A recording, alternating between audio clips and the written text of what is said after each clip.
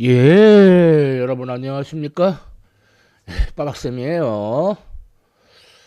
자, 이번에 물화생지썰 주제는 생명의 기원입니다. 예, 이번에 또 생명과학 분야를 가져왔어요.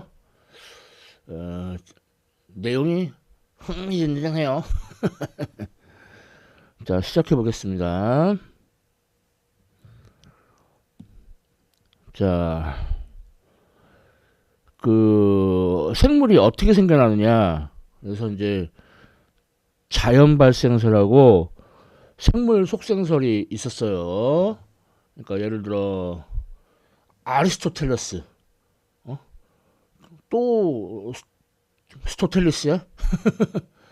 얘가 뭐 이 사람뿐만 아니라 일반인들의, 그러니까 그 당시 일반인들의 인식을 뭐 썩은 고기나 그 물고기를 내비두면은 거기서 저절로 구더기가 생긴다. 자연적으로 발생한다 이거예요. 참 그랬는데 1600년대에 프란체스코 레디라는 사람이 한 가지 실험을 했어요. 옆에 있는 그림은 레디가 진짜로 한 실험은 아니고 그 개념을 바탕으로 이제 현대적으로 만든 건데, 그러니까 병에다가 물고기나 썩은 고기를 넣어놔요. 그리고 어떤 거는 뚜껑을 닫고 어떤 거는 뚜껑을 닫지 않아요. 그러면 뚜껑 안 닫은 데서 그 고더기가 생겨가지고 이게 이제 성장해서 파리가 나오더라. 그러니까 모든 생명은 생명에서 온다라는 이제 성경 구조를 이용을 했어요. 그랬는데 이렇게 해도 미생물은 발생하더라 이거예요. 그러니까 미생물의 발생을 막으려면은 훨씬 더 꼼꼼한 실험 설계가 필요한데 그렇게 안 하다 보니까 뭐 당시 미생물에 대해서 잘 알지도 못하고, 그래서 오히려 미생물의 경우에는 자연 발생한다라는 황당한 결과가 나왔어요. 그래서 자연 발생설과 생물 속생설의 그 논쟁은 끝나지 않았고, 다음 사람은 라차로 스팔란자니 라는 사람인데, 이 사람은 이제 고기 국물을 끓였어요.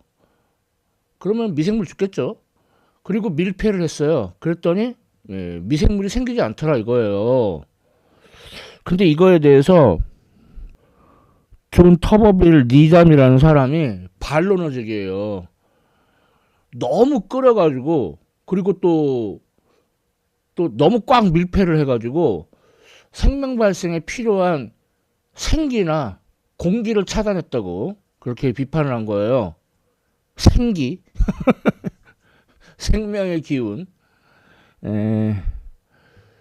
그래가지고 여전히 이 자연 발생설과 생물 속생설의 그 논쟁이 끝나지 않아요. 근데 여담으로 이 두 사람 다 카톨릭 사제예요. 뭐 카톨릭 사제는 과학 연구하는 법이 뭐 없죠. 과학 연구해도 돼요. 근데 문제는 종교가 너무 과학을 가지고 휘두르고 논다는 거. 종교하고 과학은 분명히 다른 영역인데 뭐 이때는 어쩔 수 없죠. 뭐 1700년인데. 자, 그래서 이 논쟁은 드디어 여러분도 잘 아는 루이 파스텔에 의해서 종결됩니다. 뭐 루이 파스텔도 뭐 몇 번 이제 시행착오를 해가지고 실험을 했는데, 자, 이런 그 백조목 플라스크라고 해가지고, 자, 이런 플라스크를 특수 제작해가지고, 자, 끓여요. 그러면은 이제 미생물 다 죽죠. 그리고 그 생명 발생에 필요할지도 모르는 생기, 생명의 기운, 그리고 공기 차단하지 않았죠. 예, 그래서 이렇게 놨더니 미생물도 생기지 않더라. 근데 대신에 그 미생물의 포자 같은 게 이 구부러진 목에 쌓여요. 자, 그 다음에 이제 이 백조목 요거를 제거를 하고 또는 이제 미생물과 섞이게 하고 그렇게 하면은 미생물이 생기죠. 그래서 완전히 자연 발생설은 틀린 거다. 그걸 입증을 했어요. 그래서 역시 성경의 기절이지만 모든 생명은 생명으로부터 나온다. 예, 생물 속생설 그걸 입증을 했죠. 그렇지만 최초의 생물이라면 무생물로부터 나올 수밖에 없지 않겠습니까? 그죠? 그래서 지구에 이제 무생물들이 있었는데 얘네가 여러 단계를 거쳐서 생물로 루카가 이제 그 모든 생물의 조상격으로 이제 설명되는 그런 존재죠. 그래서 결국은 무생물로부터 생물이 출발했을 거다. 그걸 이제 화학제나 또는 바이오제네시스. 사실 이 말이 그 자연 발생설인데 이제 자연 발생설은 완전 무생물에서 생물이 나온 게 아니죠.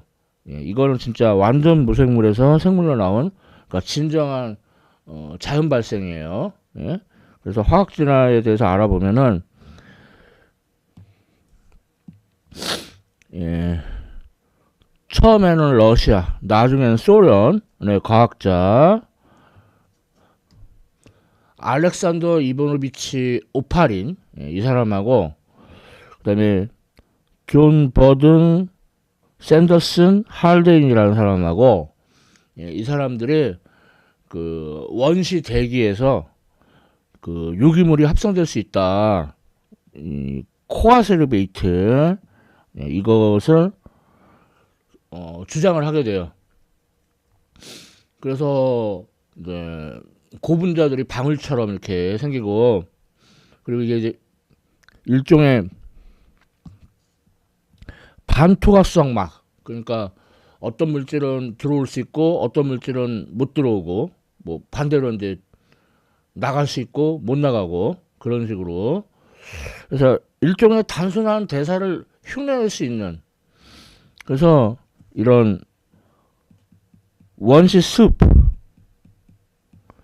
이런 것이 지구 초창기에 있었다. 그래서 이것이 지금의 생물로 발전했다는 주장이에요. 좀 너무 붕 뜬 느낌이죠. 너무 비약이 심한 거 아니에요? 그런데 그 밀러하고 유리의 실험에 의해서 어느 정도 입증이 됩니다. 스탠리 로이드 밀러 이 사람이 이제 실험을 주도했는데 이 사람의 이제 지도 교수인 해럴드 클레이턴 유레이 뭐 어떻게 보면 유레이는 이제 좀 주도한 건 아니고 근데 이 사람이 1934년에 노벨 화학상을 수상했거든요. 그러니까 뭐 개인적 생각이지만 밀러가 그 지도교수의 어떤 그 이름값을 빌려온 게 아닌가 그렇게 싶어요. 자 그래서 어떻게 실험을 했냐면은 그 원시 지구 대기를 흉내를 냈어요. 그래서 뭐 물, 메탄, 암모니아, 수소. 뭐 수소 같은 경우에는 이제 지구에 운석이 꽝 충돌하고 그럴 때 이제 생긴다 이거예요. 그래서 이제 원시 대기를 이렇게 흉내를 냈고 그다음에 여기서 이제 전기 스파크를 튀겼어요. 그래서 번개를 또 흉내낸 거죠. 그리고 이렇게 이걸 이제 뭔가가 생겼을 텐데 그걸 물에 녹여요. 근데 그 물도 끓여요. 그러니까 그 당시에 그 끓는 해양 그걸 또 흉내낸 거죠. 그랬더니 이 물을 이제 시켜가지고 조사를 해보니까 각종 아미노산들이 생긴 것을 확인을 했어요. 그러니까 그 오팔인과 할데인의 그 코아세르베이트 가설이 뭐 마냥 상상의 그런 영역은 아니다. 어느 정도 가능하다라는 걸 입증을 했죠. 자, 그리고 이거 말고도 더 있어요. 코아세르베이트 말고 마이크로스피어. 자, 이거는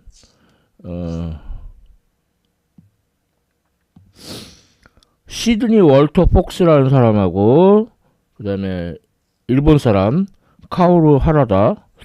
원래 일본식으로는 하라다 카오루 그렇게 읽어야 되나?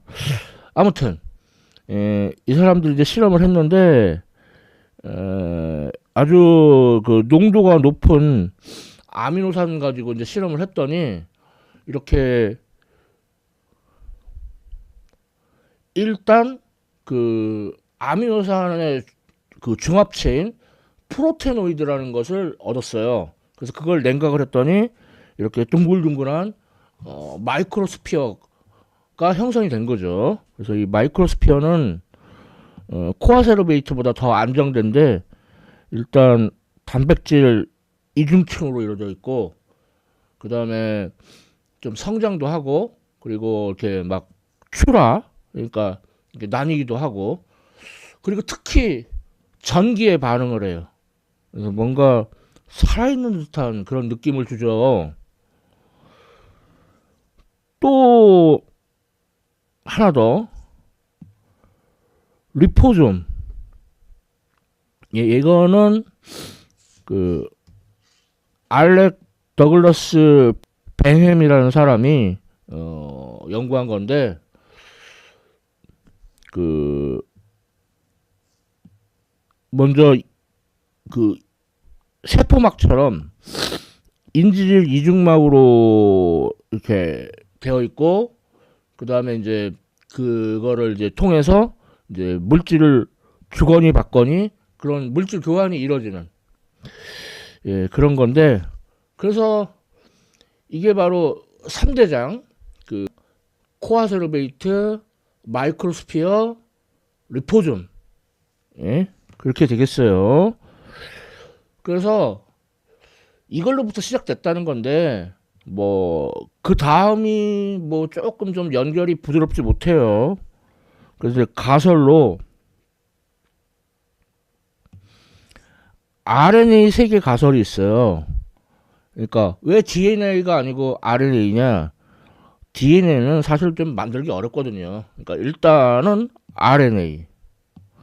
그래서 세상에 온통 RNA다.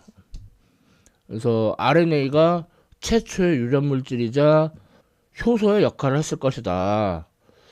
근데 여기서 바로 현재 DNA를 사용하는 걸로 넘어가면은 너무 좀 역시 붕 떠요. 그래서 중간에 RMP 월드가 또 들어가는데 이거는 P 프로틴 그러니까 단백질도 이제 껴들어 그러니까 RNA 혼자 다 하는 게 아니고 RNA하고 단백질이 이 초창기 생명체의 기본 단위였을 거다. 자, 그래서 요거를 이제 RNA 세계 가설이라고 해요. 그래가지고 이제 사람들이 계속 가설을 세우는데, 자, 그래서 최초의 생물은 푸카. 발음이 무슨 욕 같죠? First Universal Common Ancestor. 최초 보편적 공통조상. 예. 그래서 얘네는 앞서 RNA 가설처럼 그 RNA를 유전물질로 사용했을 것이고, 뭐, 이쪽 분야 사람들은 세포라기보다는 뭐, 프로지노트, 뭐, 이렇게 부르는데, 그런데 얘네들은, 멸종했을 가능성이 높아요. 그리고 이제 루카로 이제 연계가 됩니다. 예, 바로 이 루카가 이제 생명의 기원의 이제 주인공이죠. 자, 루카는 Last Universal Common Ancestor, 그러니까 최종 보편적 공통 조상이라는 뜻이고, 아마도 35억 년 전에 또는 더 오래 한 43억 년 전에 존재했을 걸로 추정되는 원시 미생물, 뭐 어떻게 보면 그냥 미생물보다는 원시 세포. 그런데 이제 좀 더 연구해 보니까 심해 열수구 환경에서 살았을 가능성이 크다고 뭐 얘기가 있어요. 뭐 그건 좀 이따 얘기하고. 그래서 이 루카 뭐 사람도 다 마찬가지고 일단 센트럴 도그마를 따라요. 그러니까 DNA를 유전 물질로 사용하고 그거를 주용으로 해서 RNA를 만들고 또 RNA를 이용해서 아미노산 만들고 아미노산이 뭐 찌그락빠그락 해가지고 단백질 내고 이러한 센트럴 도그마 그 뭐 몇 가지 예외가 있긴 하지만 현재 지구상에 있는 생물들은 이런 센트럴 도그마를 거의 따릅니다. 그리고 그 생물체를 이루는 단백질을 이루는 그 아미노산이 그 크게 두 종류가 있어요. 그러니까 중간에 거울을 놓고 그 거울에 대해서 대칭인 거. 그래서 왼손하고 오른손이 이게 비슷하긴 하지만 겹치지 않죠. 그렇죠? 그러니까 이런 거를 이제 거울상 이성질체라고 하는데 그 중에서 뭐 요렇게 되면은 L 아미노산이라고 부르고 요거의 거울상 이성질체 얘는 D 아미노산이라고 해요. 그런데 루카는 L 아미노산만으로 이루어져 있어요. 그러니까 지금의 모든 생물체, 그러니까 사람들 다. 그래서 D 아미노산은 먹어도 소화가 안 돼요. 그러니까 D 아미노산만 먹으면 그냥 굶어 죽어요. 생명 활동에 이용이 될 수 없기 때문에. 근데 신기하게 당은 그러니까 뭐 포도당 뭐 등등등 그런 거는 또 신기하게 D 이성질체를 쓰고 있어요. 루카가 그래요. 그러니까 아미노산은 L 이성질체, 당은 D 이성질체. 이게 지구상에 있는 모든 생명에 물론 약간의 예외가 있긴 하지만 아주 공통적인 특징이에요. 그러니까 그 어떤 보편적인 조상 루카가 있었을 것이다. 루카 전에는 포카가 있었는데 걔는 멸종한 것 같아요. 자, 그리고 루카가 그 열수 분출구에서 살았을 가능성이 높다.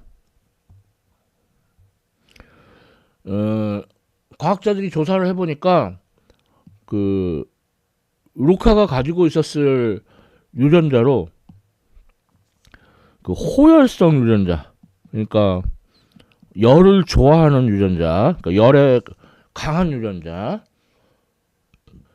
열수 분출구 근처에서 살기 유리하죠. 그리고 아마도 혐기성 생물이었을 거고, 그러니까 산소하고 무관한.